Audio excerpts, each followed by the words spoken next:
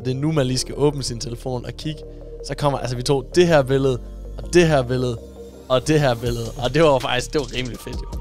Vi har måske fundet ud af, okay, det man skal gøre, det er faktisk at få betalt nogen for at lave det, man gerne vil have, for at kunne vise det til andre, for at få dem til at lave det, man gerne vil have. Det handler om at skabe balancen. Lidt ligesom Northern Legacy smykker gør for mange mennesker.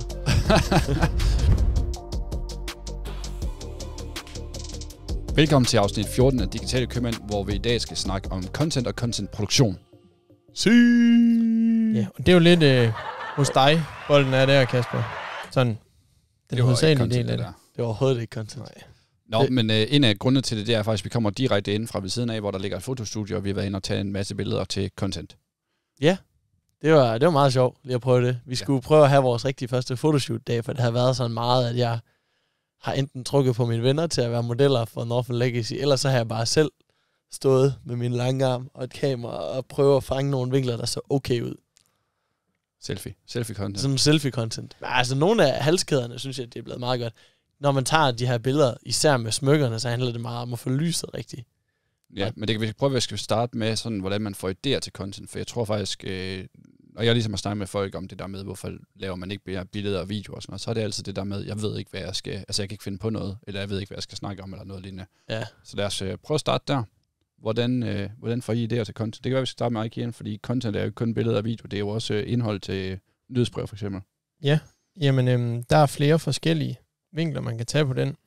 Den ene, det er jo, hvis man ser noget, der er fedt, og så tænker jeg kan lave noget, der minder eller bliver inspireret om det her, det kunne jeg vinkle til noget, der kunne være fedt hos os. Så det er jo ligesom den ene side, det er at research, se hvad gør andre, er der noget, jeg kan blive inspireret af, noget jeg kan gøre, der minder om det. Den anden, den snakker vi lidt om sidste gang, det kan være at spørge ChatGPT, har du nogle forslag? Og så den sidste, som jeg faktisk har gjort en del af, det er bare at sætte sig ned, lave sådan et, man kalder det nok ikke en moodboard, men hvor man for eksempel, hvis nu vi tager det i Northern Legacy, så siger jeg, vi har Northern Legacy, så laver lige den i midten, cirkel rundt om, så siger vi mindmap nærmest. Ja, mindmap, hvor man lige siger, hvad har vi som? Vi har smykker, vi har halskæder, armbånd, og så ligesom helt ud til map det ud. Ja, hvad er der alle mulige underemner, og så kan man jo inde i hver underemne finde content til blogs og til videoer, til billeder og til alting. Er det også sådan, du griber dig an, Kasper? Det er meget, altså jeg føler også meget det der med at blive inspireret af andet, man ser, og så se, at man kan vinkle det. Du laver ikke mindmaps? Ikke super tit. Det må jeg godt nok indrømme. Og super tit, det betyder aldrig. Ja, måske. Men du har lavet moodboards for eksempel, så det er det der med at kigge på, hvad gør andre, kan vi få inspiration i det? Det synes jeg er fedt, for så har man ligesom noget at læne sig op af. Det jeg brugte moodboardet her til, det var meget ligesom at se nogle poses, hvor man kunne vise armbånd og ringe på sådan en naturlig måde, fordi det kan godt føles sådan lidt weird, når man ikke er vant til at være model. Det er lidt som om, at der findes rigtig mange gode måder at gøre det på som kvinde, sådan meget feminine, se min lille, tynde, feminine hånd med nogle rigtig flotte ringe på, men som mand, så er det sådan lidt svært at gøre sådan, wow! Ja, det er nemlig det. Altså det er jo det der med, at det skal være sådan lidt maskulint, og der er bare ikke mange poses, når man er model, der sådan er super swagger på den fede måde, uden det bliver sådan for meget. Du ved, det handler om at skabe balancen. Ja. Lidt ligesom Northern Legacy smykker gør for mange mennesker. Og så kan man sige, når man lige har prøvet at lege model i et par timer nu her, så kan man godt se, at der er noget håndværk i at være rigtig model. Altså, bare kunne stille sig op og tage poses, og så fyre den af. Ja, det er det nok. De skal have lidt credit, men du ved, så svært var det heller ikke. Altså, vi har jo ikke super meget erfaring, og jeg synes, vi gjorde også en okay job. Jeg kan lige smide nogle eksempler med. Altså, nu lægger jeg jo videoen på Spotify, så det er nu, man lige skal åbne sin telefon og kigge. Så kommer, altså vi tog det her billede, og det her billede, og det her billede. Og det var rimelig fedt jo. Fuld content. Fuld content. Jeg vil nu give Anders ret alligevel. Altså, man skal vide, hvad man laver for sådan at måske føle sig komfortabel i det. Det er måske faktisk det vigtigste, det er at føle sig komfortabel i det. Ja. Der tror jeg også, det har meget at sige, hvem det er, man ligesom gør det med. For jeg kan huske, da jeg var afsted med min gode kammerat Lukas der, vi var oppe i skoven og tage en masse billeder. Det er jo heller ikke, fordi vi var vant til at være modeller, men det var, fordi vi havde det sjovt med det. Ja, fordi man skal sådan joke lidt og lege lidt med det, kan man sige. Præcis, og det synes bare, det hjalp meget. Nu har jeg haft Camilla til at tage billeder af mig nogle gange, og hun er så lidt bossy omkring det, så det er ikke altid, det er super sjovt.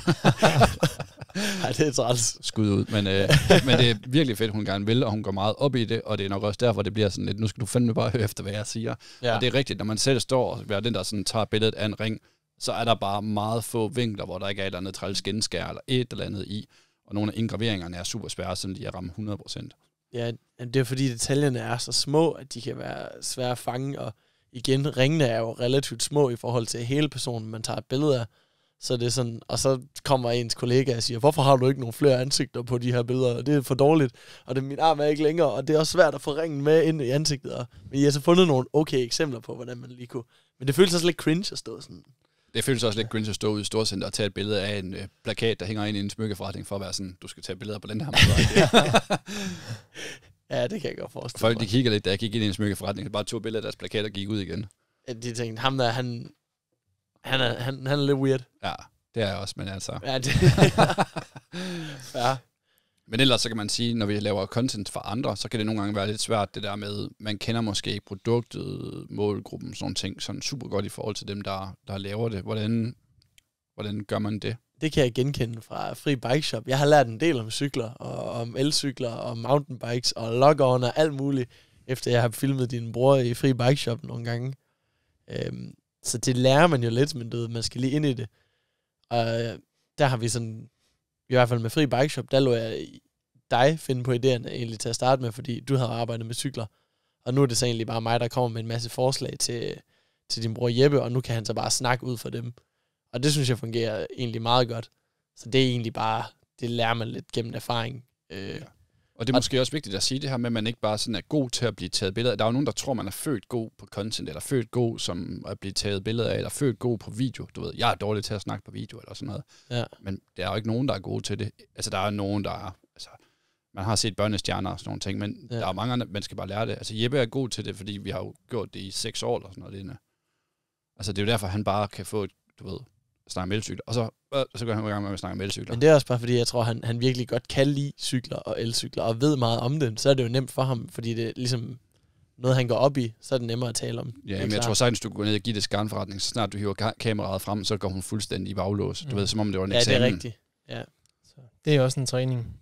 Ja, der er mange, der overtænker det. Mm.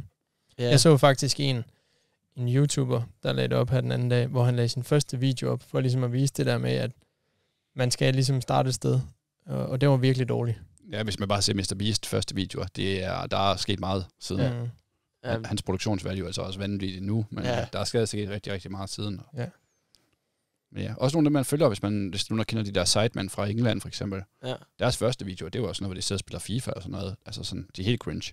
Ja. Altså det er de stadigvæk på en eller anden måde, men på en mere contentagtig måde. Ja. Vi kan måske spørge dig lidt, Anders. Hvordan finder du ud af, hvad for noget content du vil have til annoncering? Hvad er det, der virker? Billede, video, tekst, det hele? Det er faktisk et super svært spørgsmål. Det er jo tit noget...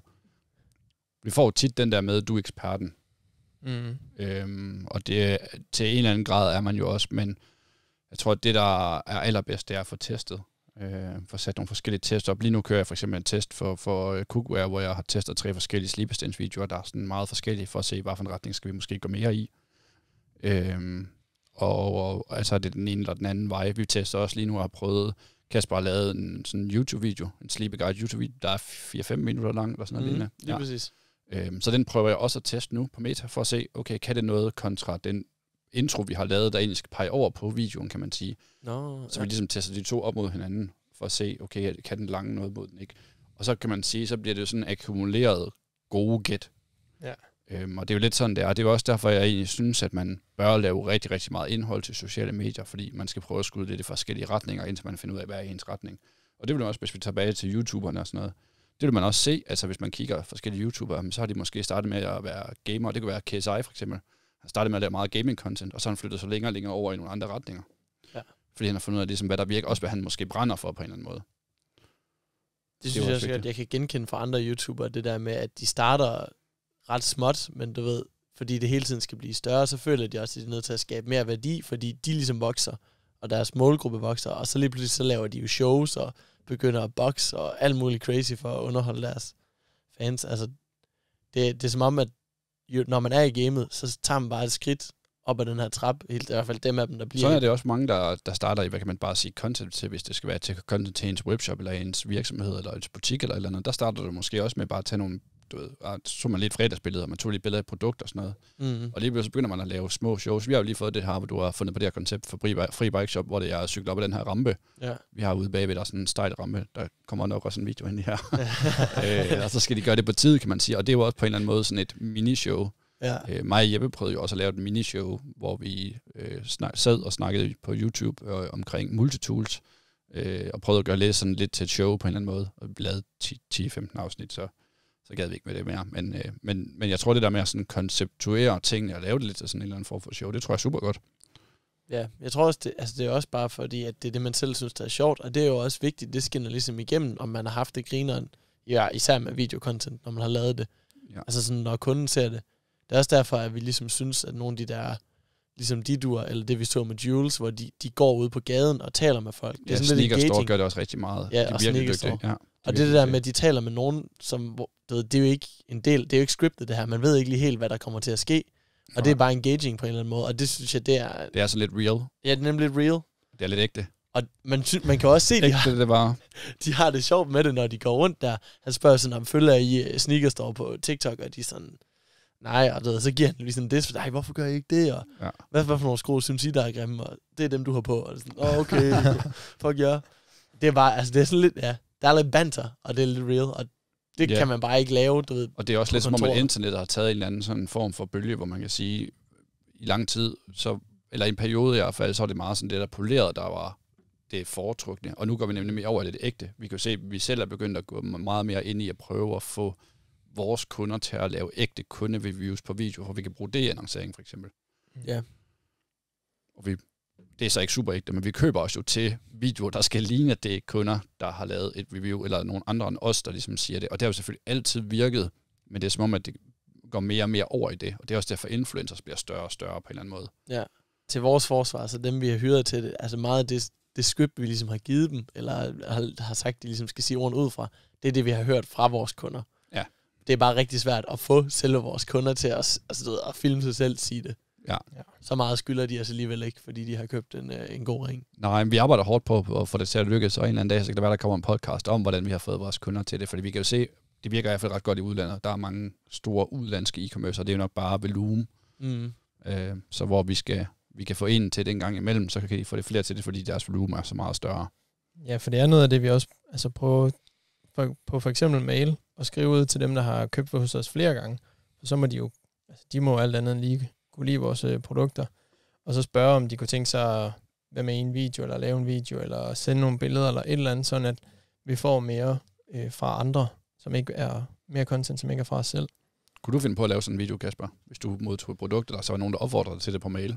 Det tror jeg faktisk godt, jeg kunne, men det er også fordi, at nu er jeg blevet mere comfortable med ligesom at lave content. Men et eller andet sted, så hvis jeg godt kunne lide brandet, og især hvis de gav en eller anden incitament, altså du ved...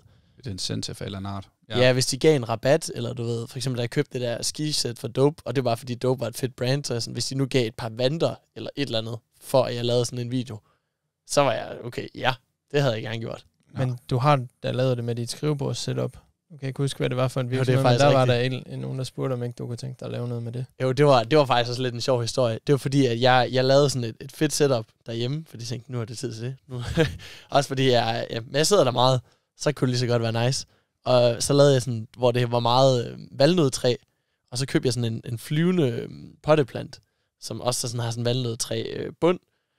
Og så skal man sådan med sådan magneter og strøm, så skal man sætte potteplanten perfekt ovenpå, og så kan den sådan spinde i luften, og det ser jo sejt ud. Og så, da jeg fik den, så larmede, jeg kan ikke så godt lide, det var sådan tinnitus-lyd, og det lavede stikkontakten. Så skrev jeg til dem, og jeg sendte dem en video af det, og så de sådan ligesom mit setup i den video, og var sådan, så det var sådan lidt tilfældigt, men de var sådan, hvis du nu laver en video, så vil vi gerne give den gratis. Altså selve potteplanten der, som jeg havde ellers betalt 500 kroner for. Så er jeg sådan, okay, jeg havde alligevel tænkt mig at lave en video af mit setup, så fik jeg så lige lidt fokus på det, og det havde jeg nok tænkt mig at gøre alligevel, for det var sådan kronjuvelen, et eller andet ekstra. Ja. Så det var mega nice, at de så tilbød mig det. Men det er også super billigt et eller andet sted, fordi hvis du skulle høre en videograf ud og lave en video, og lave et setup og bruge timer på det og sådan noget, altså så har du hurtigt brugt en hel del penge. Så er 500 kroner i et produkt, som de måske betaler 100 kroner for i indkøb eller et eller andet. Det tror jeg. Det er hurtigt givet ud. Helt klart. Så det er bare at få knækket koden til, hvordan man får folk til det. Ja, for det er faktisk ret svært. Vi har jo prøvet at give en masse produkter ud til nogle influencer og sådan noget, og det er faktisk halvsvært at få dem til at lave noget. Altså fordi de har jo mange andre ting i deres liv. Det er det, man glemmer nogle gange. Ja, jamen det er rigtigt. Og selv når man får dem til at lave noget, så er det også, at man får nogen, der laver noget, der rent faktisk er nice. Ja, det er det der med at få dem til at lave den vinkel, man gerne vil have på tingene. Jamen, ja, eller bare en vinkel, hvor man rent faktisk skal bruge det til noget. Der er jo nogen, der har lavet noget, hvor det var sådan lidt ligegyldigt. Altså for eksempel... Jeg ved ikke, jeg skal hænge nogen ud. Nej.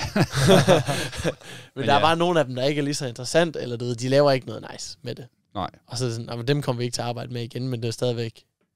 Ja. Så har man ventet længe på noget, der ikke gav et payoff. Ja, og det er jo også måske der, hvor vi også er blevet klogere, kan man sige. Vi har måske fundet ud af, okay, det man skal gøre, det er faktisk at få betalt nogen for at lave det, man gerne vil have, for at kunne vise det til andre, for at få dem til at lave det, man gerne vil have. Og så er det ligesom den måde, det gør. Eller selv lave nogle guides til, hvordan man ligesom skal gøre det. Ja, så det er det, vi skal blive gode til, ligesom at guide dem til det. Og det føler jeg, det er egentlig gået meget godt, for eksempel med det her på Fiverr, hvor vi har hyret dem. Der lavede vi jo de her 3 ligesom sådan videoer, vi gerne vil have. Og der beskrev vi præcis, hvad det er, de skulle snakke om i de 2 videoer, de skulle snakke, og så en, der sådan ligesom var op til dem. Ja, sådan freestyle. Og de der, hvor de skulle snakke, er blevet meget, som vi egentlig havde forventet, hvor de siger, det er fedt, fordi det er en god kvalitet til en god pris. Det er basically hovedbudskabet. Ja. Og det får de jo så sagt på det, med deres egen ord. Ja, det var faktisk spændende, for det fandt vi jo først ud af, da vi begyndte at ringe rundt til tidligere kunder og høre, hvad var egentlig det fede ved vores brand. Ja, og det var meget det, de gjorde. Og det kunne jeg også godt forestille mig, for det var egentlig også lidt det, de sagde hos Boxen, da jeg snakkede med dem, at det var det, der var det problem, de løste. Det er bare svært til at sige. Det er svært som at brand gå ud og sige, vores kvalitet er en god kvalitet til en god pris. Det tænker folk bare sådan, yes, right. Ja, det skal I jo sige. Ja, skal du sige. Ja, så det er derfor, man skal have andre til ligesom at sige det. Ja, jeg har også et lidt sjovt spørgsmål i forhold til det. Har I set andre brands gøre noget sådan unikt med deres content, I synes, der var virkelig fedt? Der har I gjort sådan beværkelsesmærket i jeres råd? Altså, der er nok den, der fylder meget hos både mig og Kieran. Det er ikke sikkert, Kieran kan huske det, men Boomstick, som Ezra Firestone han har, han laver ret mange gode videoer, hvor han sådan virkelig dykker ned i, hvordan han driver sine forretninger, kan man sige. Og det er måske der, vi har stjålet rigtig mange af idéerne omkring det her med content. Han har startet på det her super tidligt. Altså med at få folk til at lave videoer om deres oplevelser med produktet. Sådan video-reviews. Mm. Og jeg ved ikke, om det er nemmere i USA, end det er i Danmark eller et eller andet, men det går i hvert fald ret godt for ham.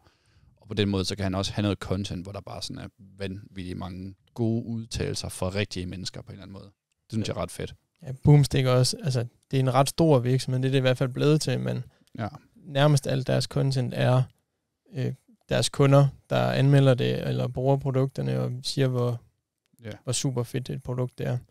Og det kunne være fedt, hvis man kunne komme derhen. Altså, det er jo måske lidt drømmen, både for os selv, men også for vores Captchas kunder. Ja. Og kunne lave meget mere user-generated content for dem. Ja, hjælpe folk med det her. For der er faktisk mange virksomhedsejere, der ikke er sådan har det super godt med at være på video, netop som vi snakkede om før. Så det kunne være fedt, hvis man bare kunne sige til dem, nu sender du også bare en spand fuld produkter, og så skal vi nok få den distribueret ud, og så få en masse content ud af det. Ja, for vi har lidt en drøm i Captcha sådan med content-delen. Lige nu er det meget Kasper, der tager ud, filmer, bruger en halv dag på det, redigerer, bruger en hel dag på det. Og så går der meget tid til måske i første omgang at tage det over til, at man kan sende produkter til os. Så kan Kasper tage billeder inde i vores content-rum. Kasper kan tage ud og tage billeder. Så er han sådan lidt mere fri og ikke helt afhængig af at skal tage en tur til cykelbutikken, for eksempel. Nu er det, det er måske lidt sværere, men med sådan nogle ting, så kan han lidt nemmere gøre det der, hvor han er.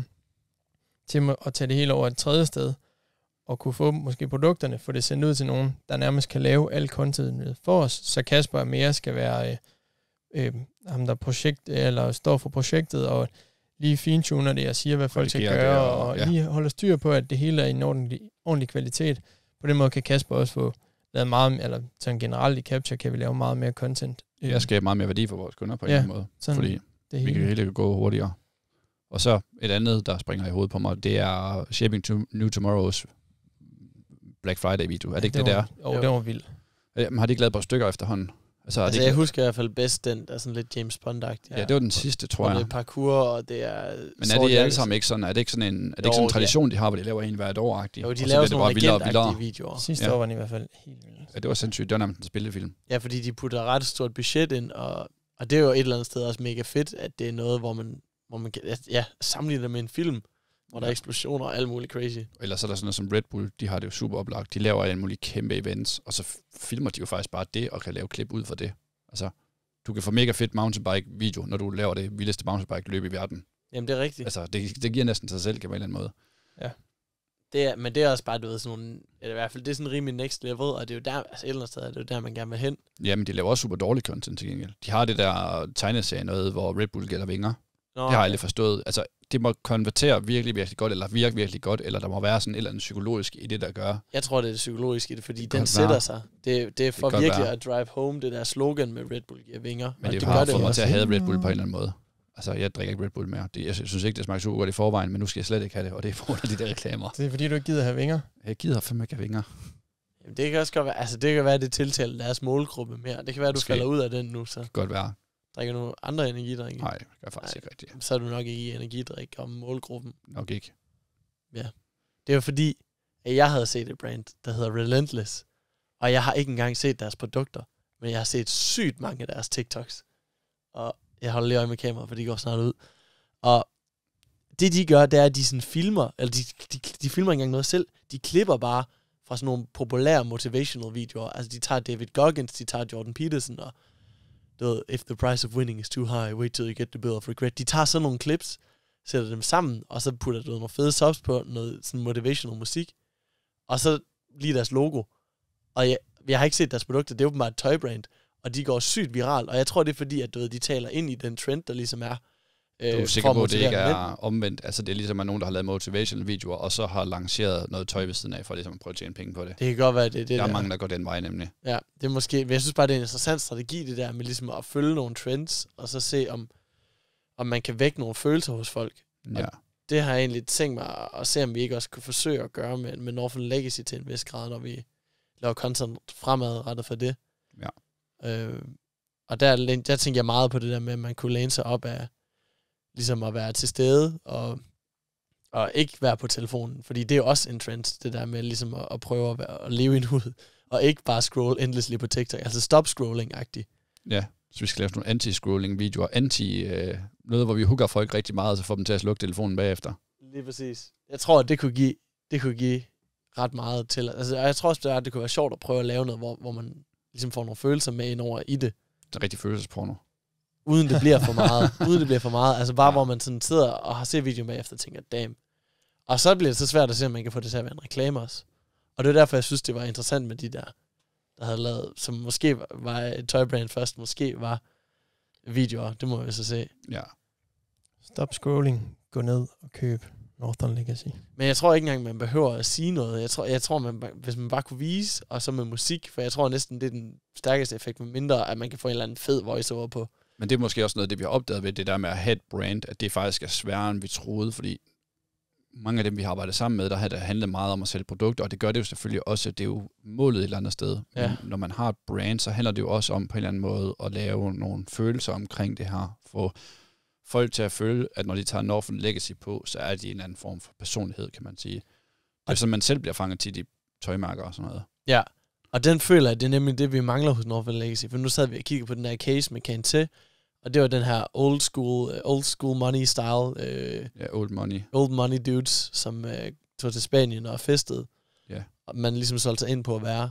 Og der føler jeg, at vi kunne godt have en eller anden form for personer, vi sælger folk ind på at være i Northern Legacy. Ja, vi har jo snakket meget om det der med at rejse til de nordiske lande og sådan noget, men det minder mig også om sådan noget.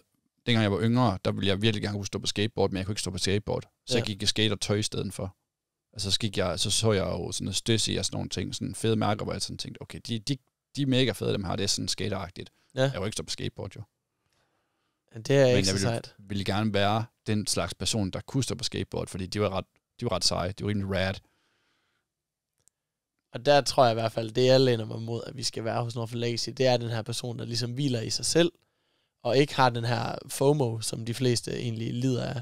Jeg tror egentlig også, at en stor del af vores målgruppe er den her Gen Z, og de har bare generelt det der med, at du ved, alle andres liv er vigtigere end ens eget nærmest, når man ser alle deres highlight reels på Instagram. Og det føler jeg bare, hvis vi kunne være sådan en form for at gå imod det, det kunne godt være interessant. Nu må vi se, om vi kan lykkes med det. Ja, det kan du følge med i fremtiden i Digitale Købmænd, hvor vi måske kommer ind på, hvordan det er lykkedes os at lave den type content. Eller måske kommer vi bare ind på, hvad for en type content vi laver i fremtiden. Altså, i hvert fald så var det her afsnit 14. Ja. Af Digitale Købmænd. Det var det. Og følg med næste gang, hvor vi har et nyt spændende emne. Over and out. Bye.